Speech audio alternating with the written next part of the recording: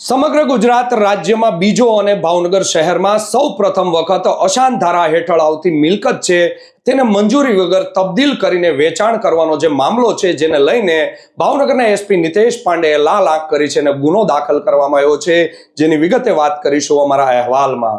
વૈષ્ણવજન તો તેને કહીએ જે પીડ પરાઈ જાનાને રે।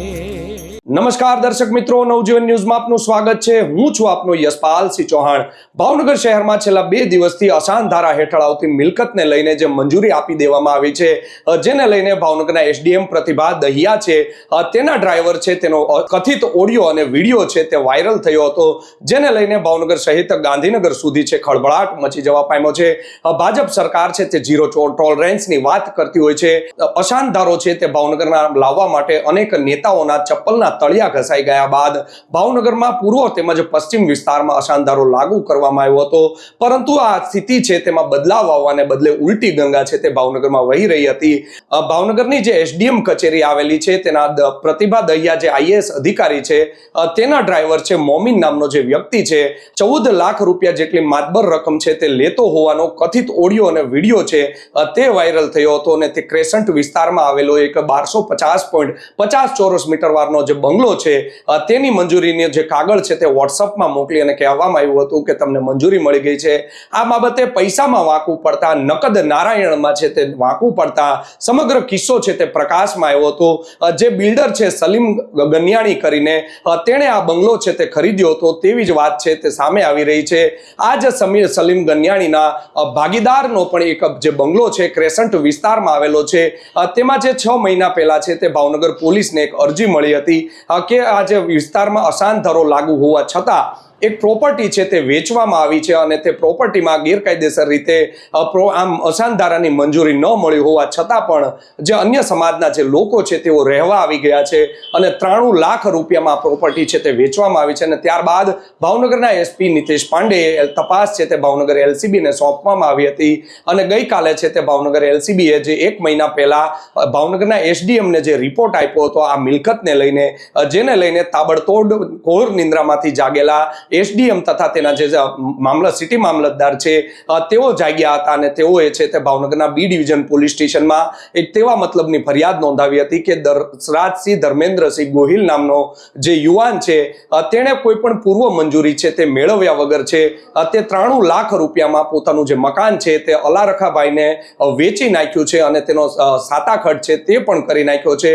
આ મકાન માટે છે અગાઉ છે તે મંજૂરી માંગવા આવી હતી ને ત્યારબાદ આ મંજૂરી છે તે દફતરે કરી દેવામાં આવી હતી, પરંતુ તેની પરવા કર્યા વગર આ વ્યક્તિએ છે, આ જે યુવાન છે તેણે મકાન વેચી દીધું હતું, પૈસા લઈ લીધા હતા અને જે કબજો છે તે પણ સોંપી દીધો હતો, જેને લઈને આજ રોજ ભાવનગર એલસીબીની ટીમ છે તેઓ છે આ મકાન જ્યાં આવેલું છે ત્યાં પંચ રોજકામ કરવા માટે પહોંચી હતી। આ મામલે ભાવનગરના જે સિટી ડીવાયએસપી છે આર સિંઘાલ, તેમનું એક નિવેદન છે તે સામે આવ્યું છે અને ઘટસ્ફોટ નિવેદન છે તેમણે કર્યું છે। શું કહી રહ્યા છે સિટી ડીવાયએસપી આર સિંઘાલ, તેમને એકવાર સાંભળો। સર, ભાવનગરના અશાંત ધારા વિસ્તારમાં એક ગુનો દાખલ કરવામાં છે, સમગ્ર વિગત સાહેબ શું છે?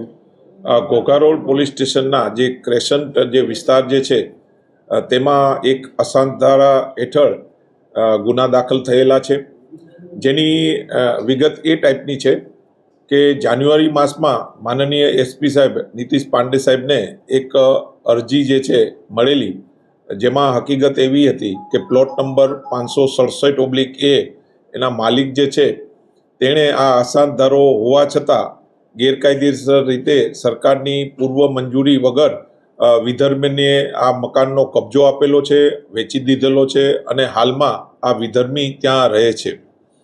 તે બાબતની જે અરજી મળતા માનનીય એસપી સાહેબ દ્વારા એલસીબીની જે એક ટીમની રચના કરવામાં જે આવેલી, તેમાં પીએસઆઈ શ્રી વીસી જાડેજાને આ બાબતે તપાસ સોંપવામાં આવેલી અને તપાસમાં બી એ રીતનું ખુલ્યું કે પ્લોટ નંબર 567/Aમાં હાલમાં અલ્લારખાભાઈ કાદરભાઈ ગીગાણી અને તેનો પરિવાર ત્યાં રહે છે અને આ જે જમીન જે છે તે મૂળ માલિક દશરાજસિંહ ધર્મેન્દ્રસિંહ ગોહિલ ની છે અને તેણે વેચાણથી 93 લેક્સમાં જે છે તેણે વેચેલી છે અને આ કામના જે અલ્લારખાભાઈ જે છે તેણે બેંકમાં ટ્રાન્ઝેક્શનથી 93 લાખ રૂપિયા આપેલા છે અને તેના જે છે બાનાખત દસ્તાવેજ બી કરી લીધેલા છે. જે પૂરી હકીકત જે છે એનો હકીકતલક્ષી અહેવાલ માનનીય એસપી સાહેબ દ્વારા એસડીએમ કચેરીએ જે ફેબ્રુઆરી માસમાં મોકલવામાં આવેલા અને આજે જે છે તેનો જે હુકમ આવી જતા આ કામે કેબી ચાંદલિયા જે છે સાહેબ સિટી મામલતદાર સાહેબ તેના દ્વારા ઘોઘા રોડ પોલીસ સ્ટેશનમાં દશરાજસિંહ, ધર્મેન્દ્રસિંહ ગોહિલ, અલારખા કાદરભાઈ ગીગાણી અને તપાસમાં જે બી ખુલે તેની ફરિયાદ દાખલ કરવામાં આવેલા છે. સાહેબ અત્યાર સુધી જે અસાધારામાં દસ્તાવેજો થયા છે એમાં કોઈ આગળ હવે કોઈ ફરિયાદ થશે કે કેમ? જે આ એક સંવેદનશીલ મુદ્દો છે જેમાં જે અશાંત ધારામાં આ ટાઈપનો જે ગુનો જે છે ભાવનગર શહેરમાં ફર્સ્ટ ટાઈમ છે અને ગુજરાતમાં અમદાવાદ બાદ બીજા નંબરનો આ કેસ છે. આની ઊંડી તપાસ કરવામાં આવશે અને આની અંદર જે અશાંત ધારાની અંદર આ રીતના કોઈ બી જે છે લેન્ડલોર્ડ્સ કે તેણે બીજાને વિધર્મીને કે બીજાને જે છે પૂર્વ મંજૂરી વગર વેચેલા હશે તેની ઊંડી તપાસ કરી અને એવું માલુમ થશે તો બીજા બી ગુના દાખલ કરવામાં આવશે. જૂની મિલકત હોય અને મુસ્લિમ રહેતા હોય એવું કોઈ તમારા ધ્યાનમાં આવ્યું છે કે નહીં પોલીસને? નહીં, આ પોલીસને કદાચ જો કોઈ બી આવી હકીકત ધ્યાને આવે તો એટ એ ટાઈમ અમે ગુનો રજીસ્ટર કરવા કટિબદ્ધ છે. આ ફર્સ્ટ ટાઈમ આ રીતનું ધ્યાને આવ્યું છે અને અશાંત ધારાની જે બી એરિયા જે છે એના નોટિફિકેશન બાદ એ વિસ્તારમાં કોઈ જે છે પૂર્વ મંજૂરી વગર રહી ન શકે કે પૂર્વ મંજૂરી વગર વેચી નહીં શકે. સર, આરોપી જે ફરિયાદ નોંધાઈ છે તે દશરાજસિંહ નામ છે, તે શું કરે છે સર? દશરાજસિંહના ફાધર જે છે તે કન્સ્ટ્રક્શનનો અને પ્લોટિંગનો જે બિઝનેસ છે તેની સાથે કનેક્ટેડ છે. સર, આ જે આરોપી છે તે તેવું ચર્ચા ચાલી રહી છે માત્ર 19 થી 20 વર્ષનો આરોપી આજે તેનું ફરિયાદમાં નામ લખવામાં આવ્યું છે. તો સાહેબ, આ લોકો જે મકાનની લેવેચ કરતા હતા તેના સોર્સ ઓફ ઇન્કમની તપાસ પોલીસ કરશે કે? પોલીસ દ્વારા તમામ મુદ્દા જે છે તેની ઊંડી તપાસ કરવામાં આવનાર છે. સોર્સ ઓફ ઇન્કમ શું છે, કઈ રીતે 93 લેક્સ આપ્યા, ઓવરઓલ આ જે તપાસને જે છે ઊંડી રીતે તપાસ કરવામાં આવનાર છે અને એમાં બી જે બી જે છે ખુલવા પામશે તેને બી આ કામે અટક કરવામાં આવશે. સર, એક એવી પણ વાત ચાલી રહી છે કે જે આ આરોપી આપણે પકડ્યા છે એક રાજકીય નેતા છે, તેના ભાગીદાર છે, તો તેમની સુધી રેલો જશે, પોલીસની તપાસ જશે કે કેમ? એટલે રાજકીય પહેલાના જે પાર્ટનરશિપ છે એ બાબતે પોલીસ મતલબ તપાસ તો કરશે જ, પણ એ સચ એનું ઇન્વોલ્વમેન્ટ જો બી હોય એ કોઈનું બી જે આ કેસમાં જે છે એ ઇન્વોલ્વમેન્ટ હશે તો ચોક્કસ આપણે એ બાબતે બી ઊંડી તપાસ કરવામાં આવશે. તો આપે સાંભળ્યા હતા ભાવનગરના સિટી ડીવાયએસપી આર સિંઘલ. તેમને વિગતે વાત છે તે કરી છે અને સાથે જ તેમણે જણાવ્યું છે કે મિલકત તબદીલ અટકાયત હક રક્ષક અધિનિયમની કલમ 5(9)A મુજબ છે તે ગુનો દાખલ કરવામાં આવ્યો છે. આ પહેલા 2025માં સમગ્ર ગુજરાતમાં પ્રથમ ગુનો છે તે અમદાવાદના એલિસબ્રિજ પોલીસ સ્ટેશનમાં આ પ્રકારનો ગુનો છે તે દાખલ કરવામાં આવ્યો હતો અને ત્યારબાદ સમગ્ર ગુજરાતમાં બીજો ગુનો અને ભાવનગર જિલ્લામાં સૌ પ્રથમવાર ગુનો છે તે એસપી નિતેશ પાંડેના આગેવાનીમાં છે તે ભાવનગરમાં દાખલ કરવામાં આવ્યો છે, જેને લઈને અનેક લોકોના પગ સુધી હવે રેલો જશે. ડીવાયએસપીએ જણાવ્યું તેમ અનેક પ્રકારની તપાસ છે તે આમાં કરવામાં આવશે. આ જે યુવાન છે દશરાજસિંહ ધર્મેન્દ્રસિંહ ગોહિલ, તેણે હજુ 2025માં જ આ પ્રોપર્ટી છે તે ખરીદી હતી. તો કોની પાસેથી તે પ્રોપર્ટી ખરીદી હતી, તેની પાસે પૈસા છે તે પ્રોપર્ટી ખરીદવા માટે ક્યાંથી આવ્યા હતા, સોર્સ ઓફ ઇન્કમ તેનો શું છે સહિતની જે માહિતી છે તે હવે એકઠી કરવામાં આવશે. સાથે જ જે વ્યક્તિ અલારખાભાઈને મકાન વેચવામાં આવ્યું છે તો અલારખાભાઈ છે તે 93 લાખ રૂપિયા માત્ર દસ્તાવેજની કિંમત છે તે તેમણે ચૂકવ્યા છે, ચેક મારફતે પેમેન્ટ ચૂકવવામાં આવ્યું છે. તો તેની પાસે આ પૈસા ક્યાંથી આવ્યા, વિવિધ તપાસ છે તે કરવામાં આવશે. ત્યારે દૂધનું દૂધ અને પાણીનું પાણી થશે તેવું પણ કહેવાય રહ્યું છે કે ગઈકાલે જે ઓડિયો અને વિડીયો જે વાયરલ થયો હતો, જે પ્રોપર્ટી જેણે ખરીદી છે તે સલીમ ગનિયાણી નામનો જે વ્યક્તિ છે, બિલ્ડર છે, તેના જ ભાગીદાર દ્વારા છે તે આ મકાન છે તે વેચવામાં આવ્યું હોય તેવું પણ કહી રહેવાય છે અને રાજ્ય સરકારમાંથી ઉચ્ચ આદેશ છૂટ્યા બાદ તેની ઉપર ઘોંસ બોલાવવાનું હવે શરૂ થયું હોય તેવું પણ લોકમુખે છે તે ચર્ચાઈ રહ્યું છે. આ મામલે કોઈ ઓથેન્ટિક વિગત છે તે મળી નથી.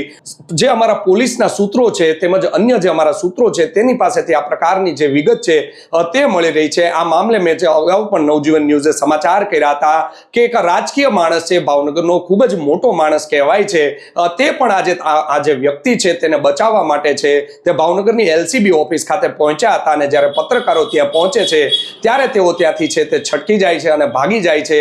તો આ મામલો છે તે ભાવનગરમાં ખૂબ જ સૂચક કહેવાય રહ્યો છે. રાજકીય પક્ષ સાથે જોડાયેલા જે લોકો છે તે જ એવા મતલબની ફરિયાદ કરતા હોય છે કે અમે મોટા મોટા પગલાં લેશું, કોઈને પણ છોડવામાં નહીં આવે, પરંતુ તમારા જ માણસ, તમારા જ વહીવટદારો આ પ્રકારની જો તેમને છે મદદ કરતા હોય તો તે ખૂબ જ શરમજનક કહેવાય.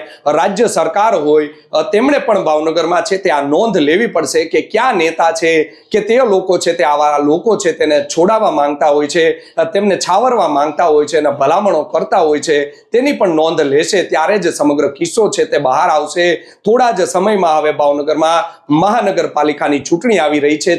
ભાવનગરમાં ભાજપનું શાસન છે.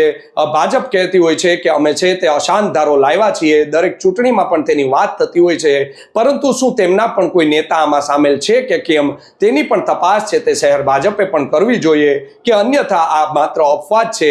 જો અફવા હોય તો તેમણે પણ તેવું કહેવું પડશે કે અમારા કોઈ નેતા છે તે આમાં સામેલ નથી. જોવું રહ્યું પોલીસ દ્વારા હવે તપાસનો ધમધમાટ છે તે શરૂ કરી દેવામાં આવ્યો છે. ભાવનગરમાં ખૂબ જ કડક અને નિષ્ઠાવાન SP નિતેશ પાંડે આવ્યા છે અને તેમણે હવે તેમની ત્રીજી આંખ ખોલી છે, લાલ આંખ કરી છે કે ખબરદાર જો કોઈ કાયદો તોડવાની પ્રયાસ કર્યો છે તો તેમની સામે કડકમાં કડક પગલાં છે તે ભરવામાં આવશે.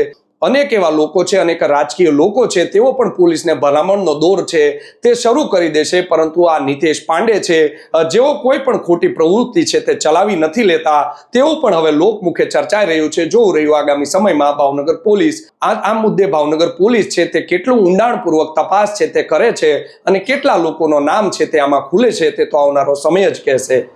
યશપાલસિંહ ચૌહાણ, નવજીવન ન્યૂઝ, ભાવનગર.